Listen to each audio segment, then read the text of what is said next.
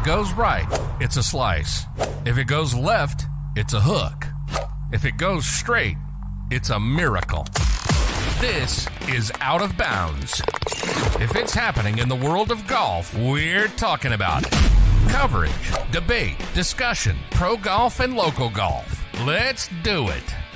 This is Out of Bounds. And here are your hosts, Nate Sharman and Josh Durso. Welcome back to the Out of Bounds podcast. Josh Durso, Nate Sharman here, talking about all of golf's biggest headlines. Tiger Woods talking, Rory McIlroy's future in the game, Jon Rahm and Max Homa coming up in LIV rumors, and of course, LIV qualifying event now just about 10 days away. But Nate, first, it's been like 6 weeks. Lots happened. Thanks for everyone for bearing with us here. I've been, working on a move, just changed jobs and moved over to the great state of Ohio. So here in Columbus, coming to you guys now. And yeah, it's thanks for everyone for waiting. I know it's been a long time, but it has been golf's off season here in the last 6 weeks until we get to the new year. But we do have stuff to talk about. It's Tiger Week. But Josh, let's hear about your past 6 weeks here since last time we recorded. I haven't touched a golf club. Election season came and went, which is the busiest time of year for me. And in that time, I tried watching golf a few times, and I was disappointed almost every time I watched because I don't love the fall season setup. That's my hot take for the day, I think. I don't love it. And that's okay. This is the time that they're experimenting with it. For touching a golf club, I did go on a golf trip to Saratoga Springs, played a couple courses there. Absolutely beautiful golf courses, absolutely beautiful town, a lot of fun. I didn't play too well, didn't play my best, but that's okay. It was fall golf to its fullest. A beautiful time spent with a lot of good people. So a good trip up to Saratoga. If you're looking to have a buddy's golf trip, I would say go there. A lot of fun. Don't do it in November. Do it in October or September. And that was the best time for all of our schedules. So it actually worked out okay with the weather, surprisingly.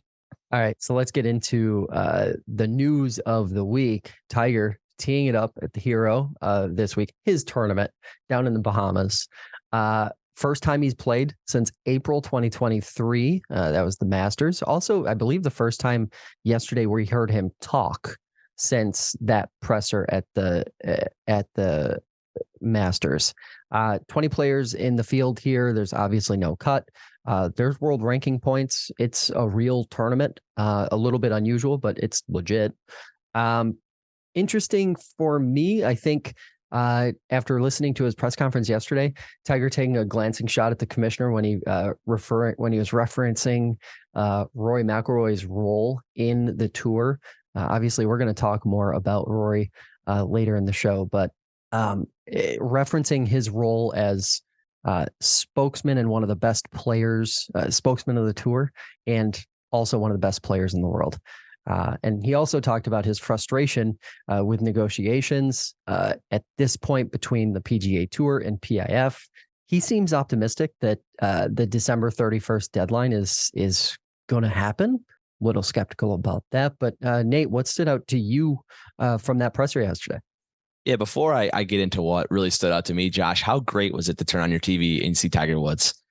Talk about fantastic. It's been forever since we've seen him play. When we saw him play in the Masters, he was obviously in pain, especially with that ankle. He was forced to withdraw. Did make the cut that week, but was forced to withdraw on the weekend there on that April Masters. But it was just so great to see him play. And the thing that stood out to me most, Josh, more than some of that deep negotiation stuff, was just the fact that that ankle surgery that he had, that quality of life ankle surgery that he had, was successful. He has no pain in that ankle.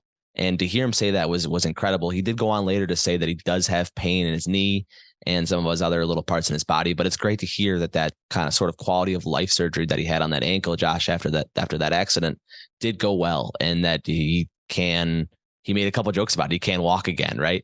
They made a couple of funny jokes that were talking about, when he would walk away from the game, and he says, well, now I can walk. So that's important to me. So great to see Tiger. He's in good spirits, and to not hear about that pain in the ankle was very good to me. Josh, did you have something else that you were kind of looking at Tiger on that interview from the Golf Channel yesterday? Yeah, I think the thing that stood out to me was when he was talking about the pain. He referenced the forces going somewhere else in his body and it moving up the chain. So instead of Obviously his ankle and his legs, which obviously since the car accident are not what they were pre-car accident. I think putting more stress on the upper portion of the body for him is best. That means hips, that means back.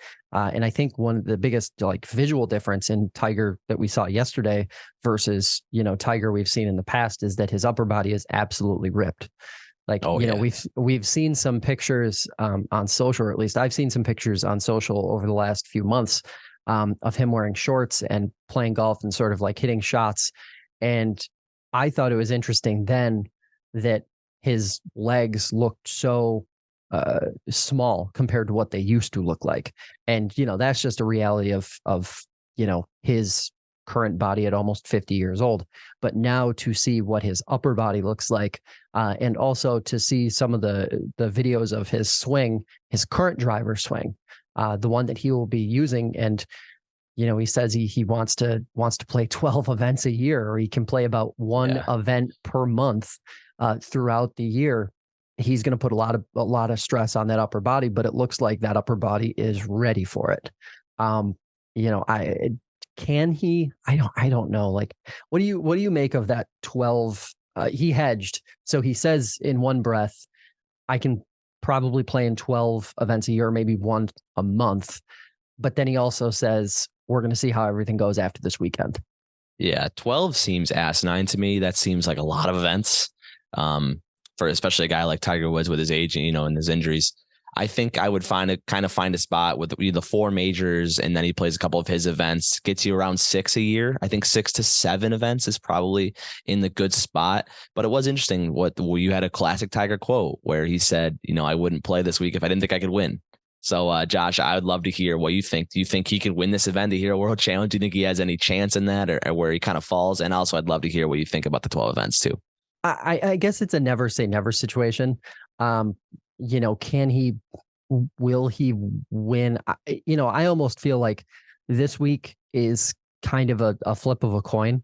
I can't recall which comeback it was, but there was a comeback where this event was the one where he came back and he looked like he could potentially do it. He didn't win or anything like that, but there's only 20 guys. So I think it's more of like let's see what we get out of Tiger this week, and how does he look on Saturday afternoon and Sunday afternoon compared to Thursday. And then we can sort of start to game out whether, 12 is reasonable. I think for, Tiger is kind of taking on, I think, what Rory has been for the tour over the last couple of years. I think you're going to see a more vocal Tiger. I think you're going to see a Tiger that talks to the media a lot more, especially as the tour and PIF try to figure out what its relationship is moving forward. And I think Tiger playing in major and almost major events, like the Players, like that was the number one. It was interesting because like that was the number one event that I saw referenced on X, formerly Twitter. Yeah, I think I'm playing the Players in Bay Hill. Yeah, too. Like playing in some of those events, I think is what like the tour and frankly probably Tiger himself really wants. Like he wants to be in a place where he can keep playing in those events. And you know what? If he can I'll say this, if he is physically able to play in 12 events a year, then I would say he can win one of those events. Definitely. It's possible. It'll be interesting to see what his numbers look like, as far as, ball speed and everything like that actually out on the course in a real event. He did mention that. And I thought that was the best hedge that he made the whole presser.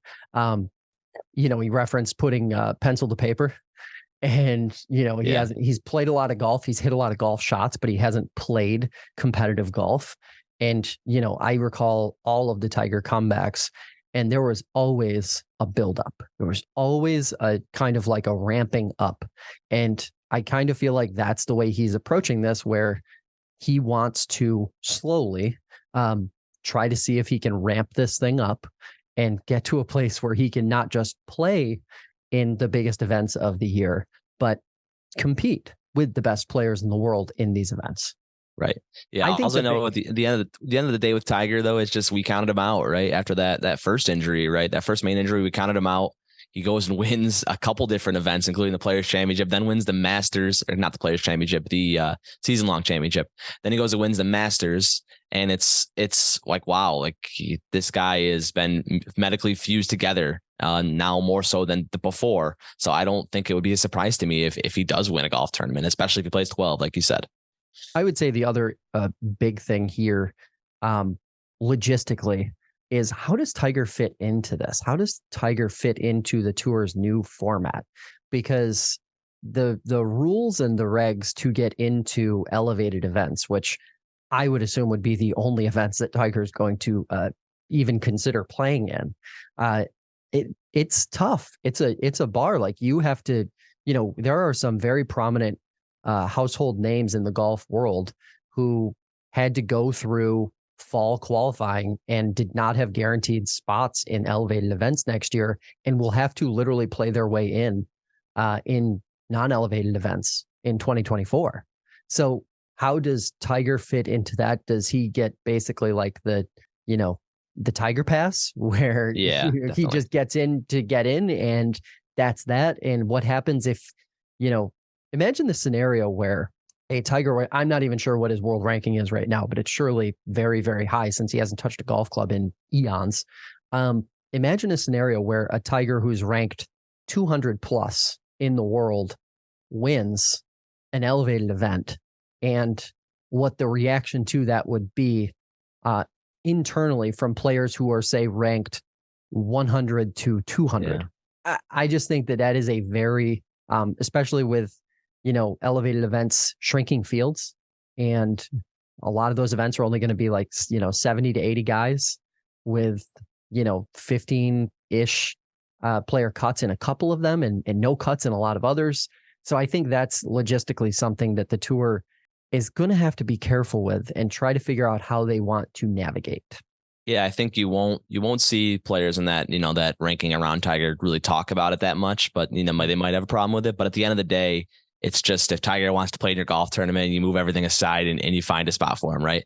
So it's whether it's giving a sponsor exemption or just even making the field one more. I don't think anyone's going to head turn that Tiger Woods is playing and he's not supposed to play. But yeah, like you said, Josh, that's a great point when you get into elevated qualifying with how other guys around his status are going to be kind of fitting into those golf tournaments. That's something we'll have to wait and kind of see what the tour chooses to do.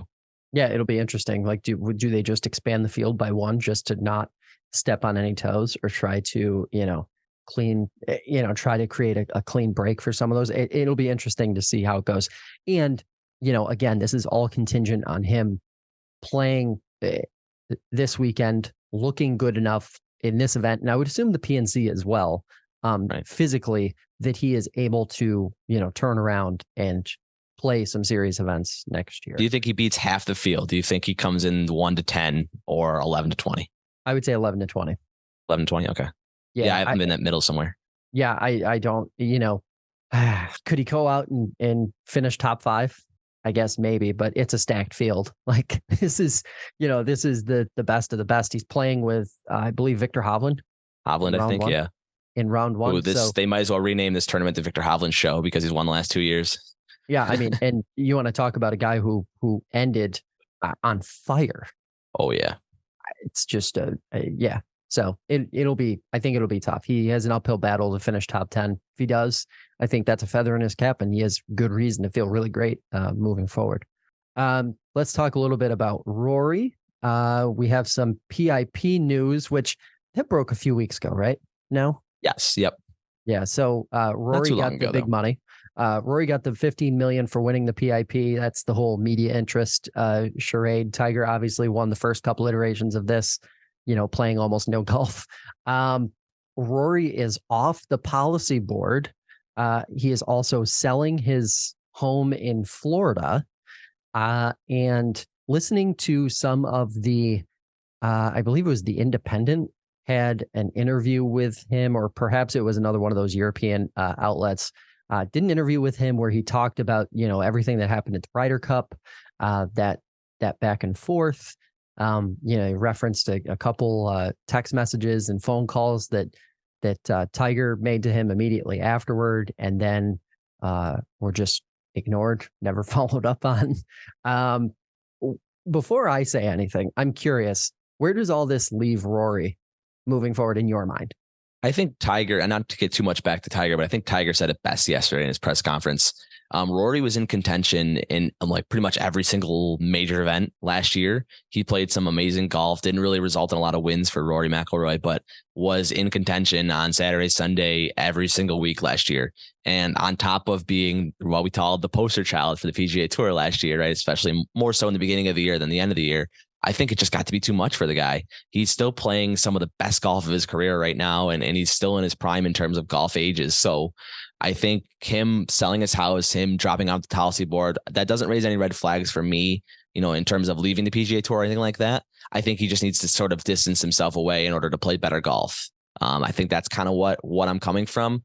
Also, just not being from the U.S., maybe he wants to get home and live closer to some family members too. I'm not sure on that regard. And I know he does have a significant other from the States, particularly Rochester.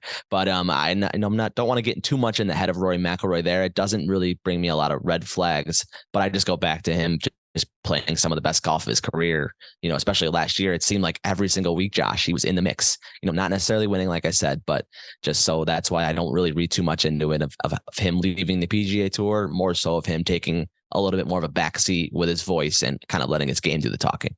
Yeah, I would agree with that assessment. Plus, I'd argue that, and I believe you referenced it in that interview, that the next 3 to 5 years are kind of the end of his prime window, right? Or at least that's the way it seems. That it looks Probably. like that's the way he's approaching it. That to me signals that he wants to focus on that. And he did reference in one of those interviews that, potentially winding down his schedule a bit, 3, 4, 5 years out. So this guy clearly, and he's made some like gigantic moves off the field, so to speak. From an investment standpoint, obviously TGL, but beyond that, He's got some gigantic investments in healthcare as well. This guy has always been mindful of life balance, I guess. And unlike, some of the other greats that we talk about in the game, particularly Tiger Woods, who he was compared to nearly constantly in the first half of his career, he doesn't have that undying, nonstop, greedy, I want to beat everybody energy. And I think the way this year went, particularly the surprise announcement between the PGA Tour and PIF, players being blocked out of that, the heat that he had been taking continually over the last couple of years from the media, and then also just from critics who didn't really like him, being opposed to LIV Golf or Saudi investment, and then combine that with the incident at the Ryder Cup. I think you total all of those things together, and I don't know that he wants to take a step back, but I think he wants to take a step back from some of the drama that he has had to deal with in professional golf over the last 2 to 3 years. I mean, we saw him in press conferences where they asked him questions about LIV, and he was just basically like, all right, that's enough. Like, we're done with that. I'm here to win a golf tournament. We saw that multiple different times. So I think he's sick of it. It's a little bit taxing on his career, right? Especially the golf ways. Maybe that played into why he didn't win as many golf tournaments in 2023 on the PGA Tour. Who knows in that regard? But I don't blame Rory at all for, kind of taking a step back in terms of his using his voice instead of his golf swing, right? Yeah. I mean, he from his standpoint, he probably looks at it as he did the best he could while he was in that position of leadership within the tour. The tour board should thank him for what he did, because I think he was great, and they needed a leader at that time. Tiger was kind of in the background right at that time, especially with his injuries. So that the tour should just thank him, and the players should thank him for being, that guy for that time. Yeah. So we'll see. We'll see what happens. Hopefully, I think the best case scenario here is that we get an even more dialed in Rory McIlroy for the 2024 season. One that's not sort of battling it all over the place. Even though he did have some solid finishes, he was not the Rory that we've seen in the past this past year. LIV qualifying PGA Tour members, they can participate. We're about 10-ish days away right now. Golf.com reported last month that the PGA Tour will allow players to participate in LIV's open qualifier, where the top 3 finishers get spots in the next season. Participating, though, in actual LIV events is still banned. that will result in a 1-year suspension should someone do that. I guess the debate here is, beyond creating a weird situation for the players, what do you make of that sort of like open invite to anybody who wants to play from the PGA Tour in this thing? That's kind of a crazy situation that the PGA Tour will let guys kind of do that, right? I thought they've kind of had a steadfast thing on LIV. We've seen so much of golf and the PIF and just the Saudis in general, right? That notion sort of changed over the last 6 or 7 months. But what's so interesting to me on the LIV side of things is just that they're opening this whole qualifying series. I think this is so cool because this was one of the knocks we had on them, was that they didn't have a way to get World Golf Ranking points because they didn't have a qualifying schedule, right? They didn't have a way for guys to get relegated to a tour below them or to advance to the LIV Tour. And this is one more step towards maybe them getting qualifying points in the next couple of years. We'll see what we'll see what happens to LIV over the next few years with the addition of the PIF and in the professional world of professional golf. We're not really sure yet, as a lot of stones are left unturned. But I think this is kind of cool from a LIV side to keep advancing their league. Josh, what do you think about PGA Tour players playing, and will we see some real prominent tour players play in your opinion? Or I don't think we're going to see any prominent players play, and we're going to talk about the speculation about what players are going to potentially go to LIV. I mean, any of the household names that you would think about playing in an event like this and it really like being like a holy crap moment for the PGA Tour are all guys who LIV would pay gobs of money to get them to go over. We're talking like Jon Rahm, Max Homa, Patrick Cantlay. Like none of those guys would have to go through a traditional qualifying process. But you know what? I think the interesting thing here is, yes, it does create a weird situation for current players on the PGA Tour if they choose to play in this, because they're sort of signaling that they're on the fritz with the tour itself. But having an annual event like this, you mentioned world ranking points. I think about the prospect of, the top, what do the top 10 to 20 NCAA collegiate players decide to do? Do any of them decide to forego what the PGA Tour has to offer in exchange for what is more or less a guarantee? I can't recall what the exact numbers were, but someone who was finishing middle of the pack in everything, in all of LIV's events, was making, I believe, something like $3.5 million this past year. I think so. Yeah. So, that is for a college kid who's never made a dollar. And, I know the tour has given, marquee, like truly the best collegiate golfers a process to be able to play in events. Obviously, we've seen a couple high profile players do that and take advantage of it over the last year and a half. But I would be curious what this does to the collegiate golf pipeline to the tour, because this, I think, is very interesting. I wouldn't be surprised if you saw a half dozen,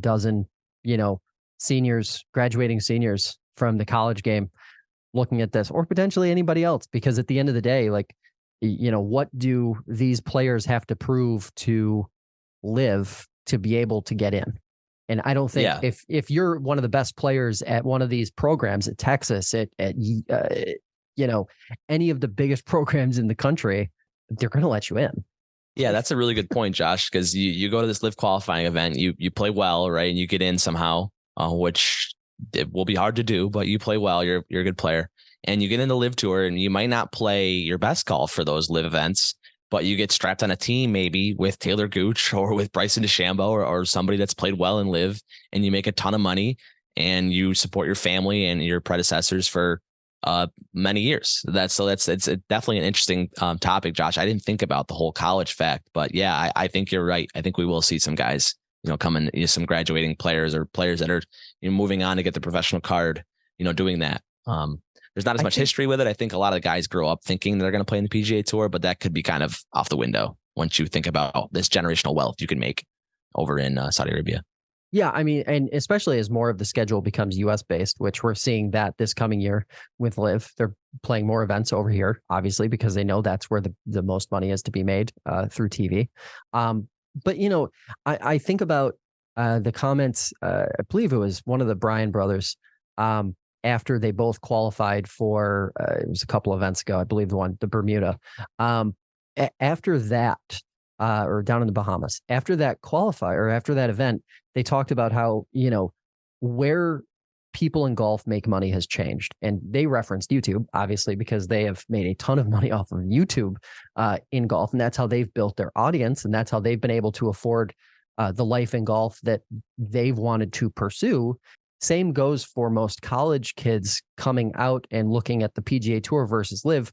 How can I cement my life in golf without friction? And, I think it comes down to how historically motivated these players are, like how, interested are they in competing with, the best players in the world, or going after the legacy marks like Tiger's record on events won, or, Jack's record in most majors. I don't think that kids in college are necessarily as attracted to that as they have been in the past, especially when they've seen golf just change so much over the last 5 to 7 years and continue to change.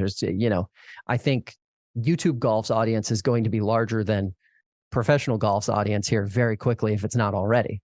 So that is, I think that the game has changed, and the tour has to do a lot, I think, over the next few years, not just work with a big investor to make sure that they're able to compete with the PIF or work with them, but also to maintain the relevance that they've had in golf over the last 3, 4, 5 decades. So we'll see.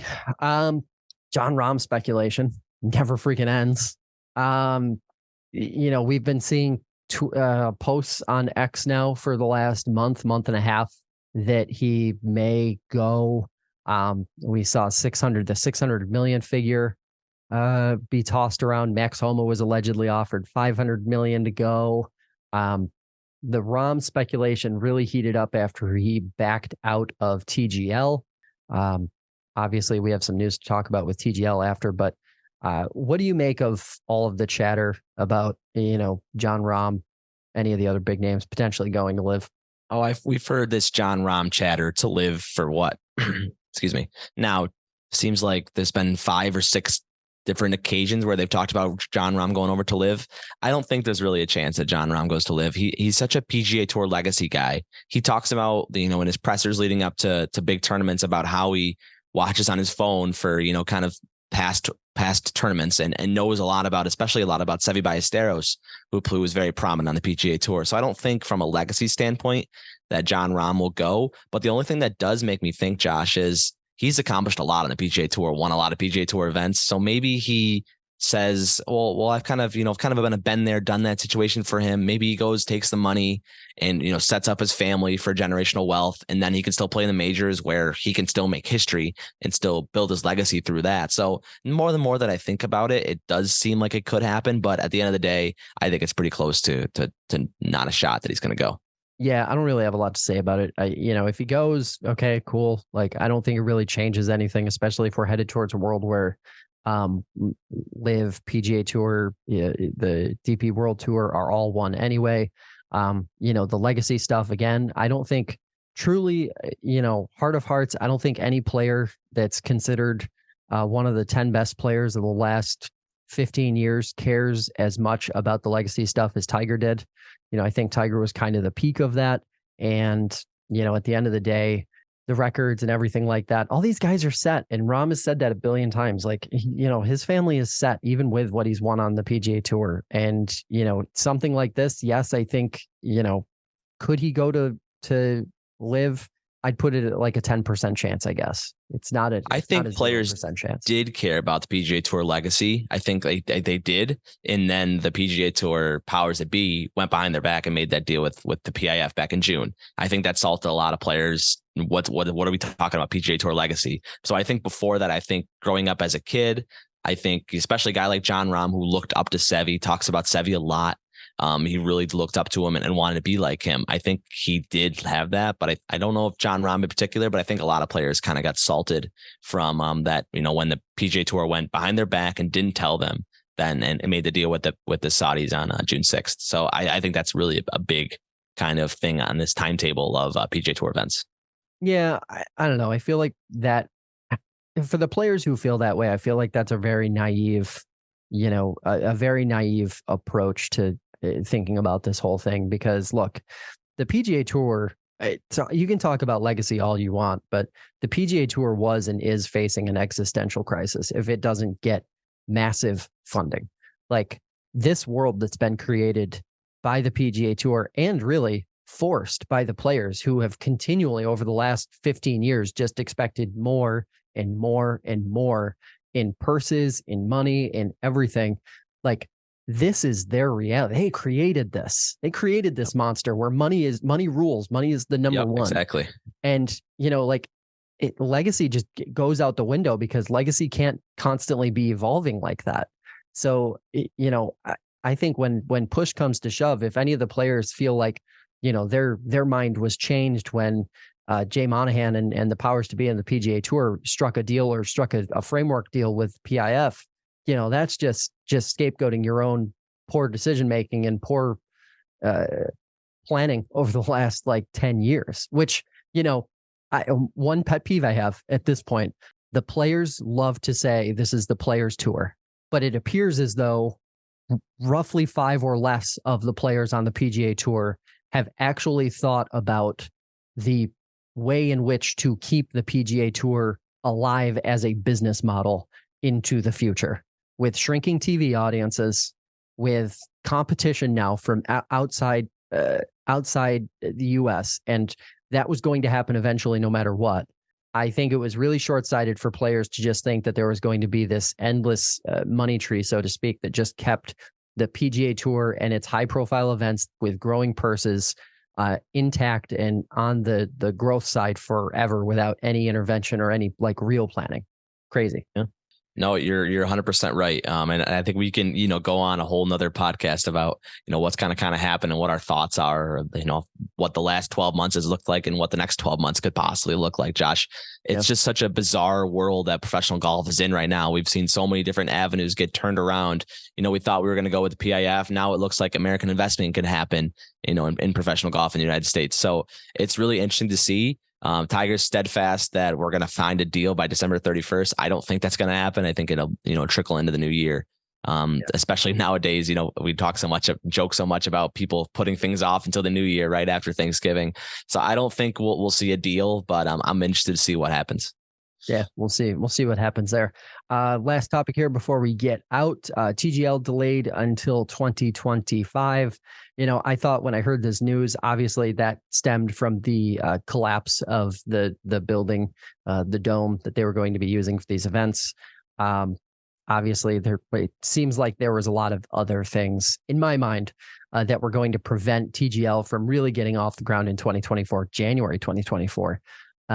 As it had originally planned. So 2025 is the new expectation for when it will launch. What's the number one thing that stands out to you from TGL and where that stands right now?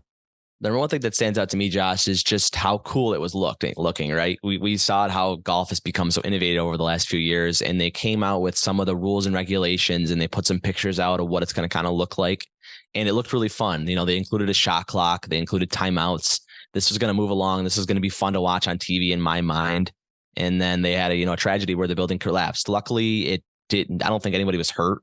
No. This did happen at night. So luckily it was, a scenario where everybody was safe. That's the most important part, obviously. But yeah, this is really sad to me. When I saw this news, I was really disappointed, not sad, not mad or anything like that. Just kind of disappointed because I was excited to watch this come January 2024, but we'll just have to wait another year. That's okay. Yeah, it'll be a good product. I think it's going to be a good product when it comes out. But I think having an this will give them more time to kind of think about it too, which will be cool. Yeah, they can iron out more of the details. They can market this better to an audience, so the audience has a better understanding of what it is when it actually begins. Real last thing here, World Challenge this weekend. Give us a winner, Nate. I previewed it earlier. It's hard not to pick the Norwegian Ryder Cup superstar that is Viktor Hovland. He was absolutely on fire last year, won the FedEx Cup playoffs, then was on the winning Ryder Cup team, played absolutely incredible over in Rome. So I don't see how Viktor Hovland doesn't win again for the third time. Who do you got? Yeah, same. Viktor Hovland. I mean, picking against him right now after the way he finished in the FedEx Cup, playoffs, and then just seeing the way he played in the Ryder Cup, and also he's played incredibly well at this event over the last 2 years. So why wouldn't you pick him? Field of 20. If we fast forwarded to Sunday night and we found out that he won by 7 strokes, I wouldn't be shocked at all. Imagine a Rahm, or excuse me, a Hovland Woods a duel on the VAC 9 on Sunday. Imagine the ratings on that one. I think it might be football. It'd be good. It would be good. Hey, no, it wouldn't be football. Nothing beats football. No, that's going to do it for this edition of Out of Bounds. Subscribe to the show on Spotify or Apple Podcasts, and follow us on TikTok or YouTube if you want to see more from us in between episodes. For Nate Sharman, I'm Josh Durso. And remember, whether it's down the middle or out of bounds, keep on swinging. You've been listening to Out of Bounds.